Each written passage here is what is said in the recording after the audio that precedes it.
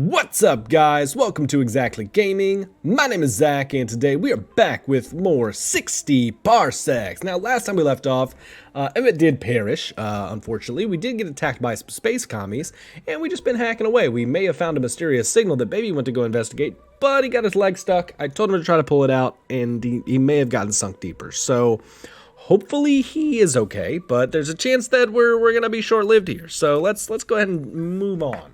Somebody dropped off a package on our doorstep during the night. The note says, "Please enjoy this organic junk, humans. We got it in a crappy trade deal centuries ago. Maybe you can find use for this. Inside is a bunch of old, dried-up alien herbs. Definitely useless to these automatons.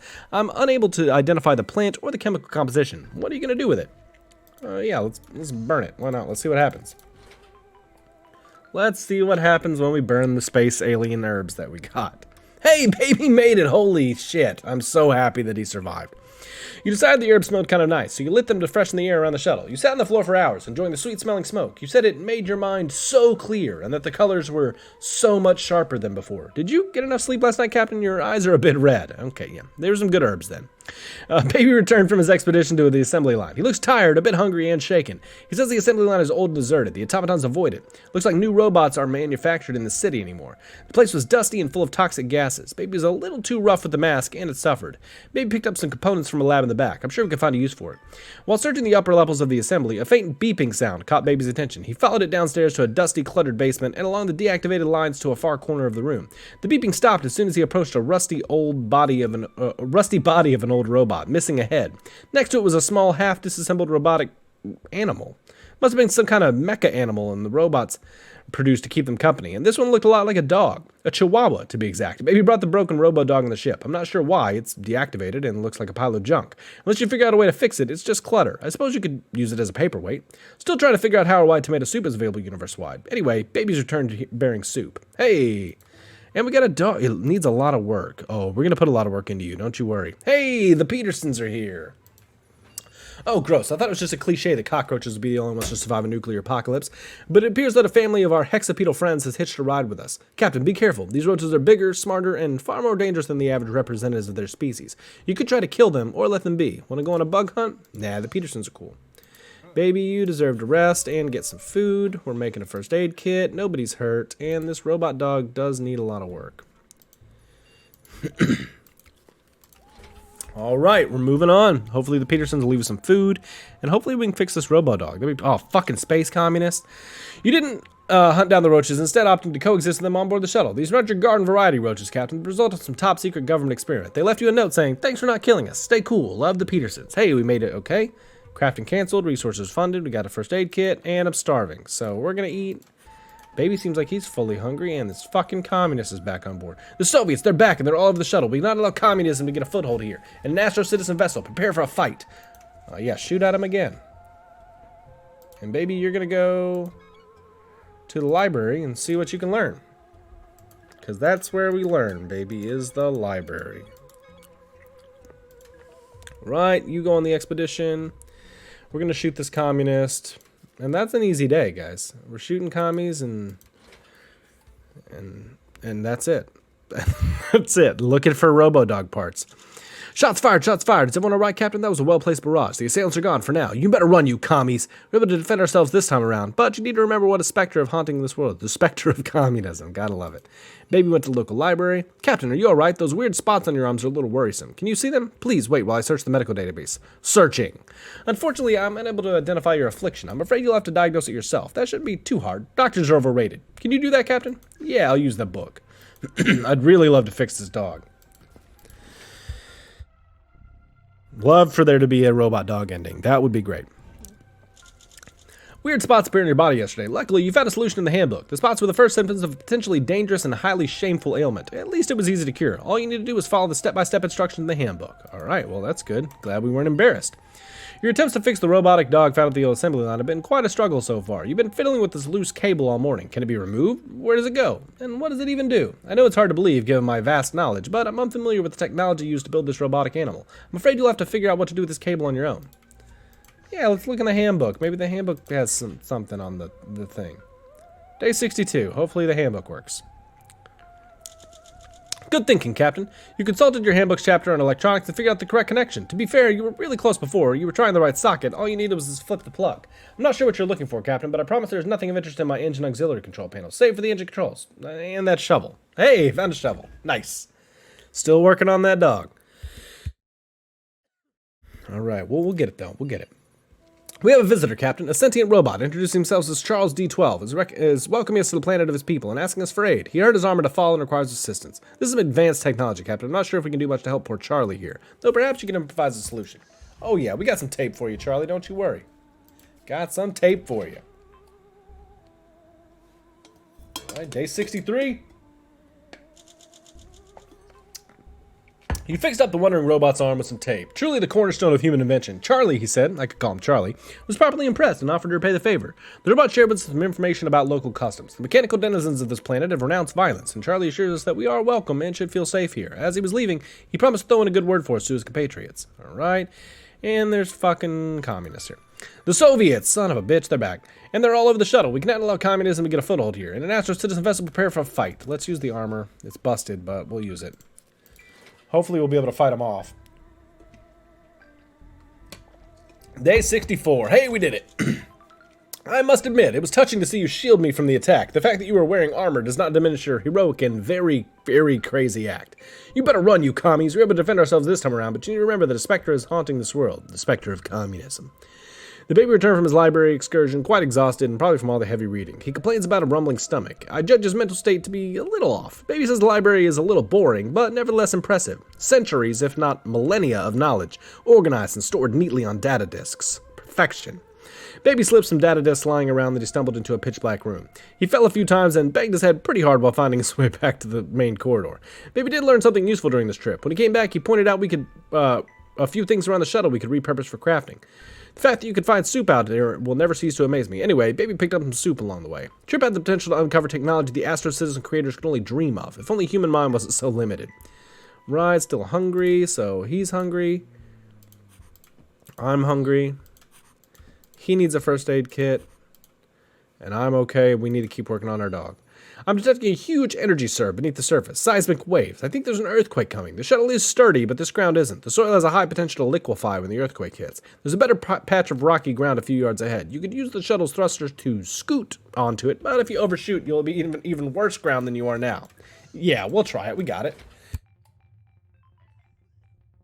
We got it. Day 65. Use the shuttle's thrusters to scoot onto a better patch of ground, coming to rest on the edge of the rocky soil the moment the earthquake hit. I don't know why I said it weird like that. For a few nightmare seconds, the shuttle bucked to and fro like a bad atmospheric entry. But the shaking stopped, you opened your eyes, and the strangest silence followed. Then, you laughed. You should eat something. Baby's feeling okay, he's no longer weak. Baby, you gotta go do stuff, man. No, fuck, dude. Can I upgrade the... Yeah, let's upgrade this. Expedition system, yep. Upgrading it. See that locked safe in the corner, Captain? This is the captain's safe. It's meant for you. You have the code, of course. No? Does not compute. Were you really appointed the captain by Astro Citizen Command? I'll give you the benefit of the doubt for now. Since you don't know the code, will you try to open the safe by force, or are you going to rely on your dexterity? Yeah, acrobatic dexterity, for sure. Definitely going that route. Day 66, good day for opening saves. So about the safe, you managed to crack the code. I knew you were nimble-fingered enough to get that done. The only thing inside was a piece of paper, which read, to do. Put something useful in the safe. Well, thanks for nothing. You did all you could to fix the robotic animal, but both your tool selection and technological know-how were limited. If you're set on mending this sad pallet scrap vaguely reminiscent of a dog, you'll have to gather some actual parts from around the planet. My advice is take a good look at the map and consider what you've already explored. I'm sure robotic parts are easy enough to get a hold of around here, but some locations are certainly more promising than others, such as the graveyard or the museum. Ooh, graveyard. Speaking of which, oh no, we're still working on that. Okay. I know you and Baby told me to put on some music, Captain, but there's only one frequency active right now, and it's more of a talk show. Two robotic neighbors arguing on the radio. Someone's mecha cow crossed through a broken fence and ruined someone else's mecha flowers, only they can't come to an agreement over who is responsible for fixing the holes in that fence, so it's an impasse. I don't think this requires an intervention, Captain, but do what you want. Yeah, we're clever. We're clever, and we gotta fix our robot dog. So let's get involved in the local what-haves. You and Baby told the robots on the radio that the mecha cow was the real culprit here. You advised them to terminate it immediately before it caused more damage. The cow owner took offense. How dare you tell him to hurt his favorite pet? This is why we don't like outsiders. Neighborhood agreed. That's how they talk here on the Robotofu. And turn off the comms. You both feel terrible now. Alright, expedition level 2. No longer peer alert. You know what? That's alright. After everything he's been through, his best friend's dead right beside him the whole time. The Petersons are back. He's got a lot on his mind. Ooh, the graveyard. That's where they sent us to go find parts. So, graveyard it is. Baby, I believe in you. Bring the communicator. Bring the mask. And bring the gun. Just in case. No, well, fuck. Because the Soviets might come back. We'll be fine. Captain, the family of sentient roaches showed you that you showed mercy have really made themselves at home here in the shuttle. The Petersons are currently renovating their roach hole to include a second hole to appease their teenage daughter. Betty's fits about moving out. Oh, teenage daughter Betty's fits about moving out. All the noise from the construction is making it difficult for you to sleep. The Petersons may understand if you ask them politely to keep it down. It's never good to let bad feelings build up between neighbors. Will you speak to them? Yeah, I'll talk to them. They're cool. I'll talk to them politely. Ask them nicely. Let's not, you know, nothing's off the table here when we're all working together. Fucking Soviets. As soon as baby left. He approached the roach hole and spoke calmly to Pete Peterson, the patriarch of the family, about not rousing such a roachly ruckus late at night. The kindly roach apologized profusely and confessed the experiments that gave his family sentience also left him a bit hard of hearing. He invited you over for spaghetti, although you had to decline due to your inability to fit inside his kitchen. Baby went, oh damn, our only chance to not have tomato soup, and we turned it down. Baby went to check out the graveyard. Spooky. Starving, alright, let's get something to eat, and let's fight the Reds. The Soviets, they're back, and they're all over the shuttle. We cannot allow communism to get a foothold here. In an Astro-Citizen vessel. Prepare for a fight. Alright, we got that. I don't know what we're doing with the cow, but maybe we'll throw it at him. Day 69. Nice. There are a few things quite as scary as a true believer with an artifact in his hands. The attackers clearly shared that fear. They retreated in a hurry. You better run, you commies. We were able to defend ourselves this time around, but we need to remember that a specter is haunting this world. The specter of communism. Something seems to be troubling you, Captain. I've registered you keep staring outside the window into the endless void. Why? Did you lose something? I see. You're remembering Earth. I admit it was nice, before the nuclear barbecue, that is. I can switch off for a second, Captain. Do you wish to have a moment to yourself? Yeah, me and my golden cow are gonna just sit here and look out the window. Next to my dead friend Emmett. I don't know, I've had to blow my nose so much, guys. I don't know if we just overheard me blow my nose or not. I apologize if this episode's been all over the place. I think my frickin' allergies are kicking my ass today. But we're back with it now. Editing Zach will get it figured out. Don't worry, he always comes through. This episode happened to be Earth Day special. It involved the cast traveling the globe, seeing wonders of the world, and expressing their gratitude for the rich bounties of Earth and for all the billions of people who occupy it. Your expression suggests this was a mistake. Would it make you feel better if I mentioned that every cast and crew member is likely dead? No? Alright, I'll stay quiet. Baby survived the expedition to the graveyard. He appears a bit weak and famished and a bit unnerved. Baby swears the place was haunted or something. He got spooked by some ominous-looking shadow and stumbled all over his own feet several times, falling on sharp objects. Baby picked up a bunch of small old mechanisms, still had some electrical charge. Baby went swimming in endless piles of junk around the graveyard, but found nothing looking like it would belong on a robotic dog. He was about to give up and return to the ship when something caught his eye. A partially disassembled robot laid against a rock with unfamiliar inscriptions on it. It's clear the robot has been deactivated for years, or maybe centuries. Baby didn't think anyone would mind if he took a few spare parts here or there. Baby acquired the elements you wanted, but the whole ordeal was just morbid. Please, Astro citizens, have some respect for the deactivated. Baby stumbled upon a protective vest. It seems to be in pristine condition. The fact that you can find soup out there will never cease to amaze me. Anyway, Baby brought back rations. The graveyard is a bit unsettling. The robots don't bury their deactivated companions. They just throw them on top of the nearest pile. Baby claims he also saw a broken tank-like machine covered in other debris. Looks like it's been centuries since the last military conflict here. All right. Baby's a little crazy. But he'll be okay. We got it. An alien vessel is approaching. The ship is rigged with a light show. Sync to the music. They started blasting as soon as we opened comms. Captain, they're playing rockabilly. Baby is already grooving to the beat. The aliens claim to be of the Dance Lord tribe and are searching for the best dancers in the galaxy. They've challenged our tribe to a dance-off, specifically a sock hop. If you don't accept, they will vaporize us with their ultra-high frequency speakers. How will you defeat the Dance Lords? Yeah, let's use our flexible moves here. Baby, I'll work on a fucking sock for you the second that I get the first aid kit done. Fucking communist. You and Baby accepted the Dance Lord's challenge, but lost the dance-off. When the aliens beamed you up, you both stumbled onto the dance floor, and it was all downhill from there. Poor rhythm, shoddy footwork, not even a pair of sequin jackets could have saved you. The Dance Lord honor anyone brave enough to step onto the holy dance floor. Their leader, Warbob, spared you, but warned that you'd better have sweeter moves next time. Baby's still in stain. Okay, he's there. You need to eat. We're almost done with that, and then we'll get it. The Soviets, the fucking Soviets. Put on the vest. Hopefully that'll save us. Come on, save us from the Soviets vest. Day 73. Yeah, right.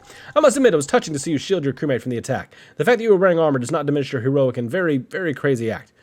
Yeah, we got those commies out of here. Okay, let's make that. He's still insane, but we're good. We're good. You've received a pamphlet on our window. Try Ibasan, universal shopping from the comfort of your own planet. Free gift with sign up.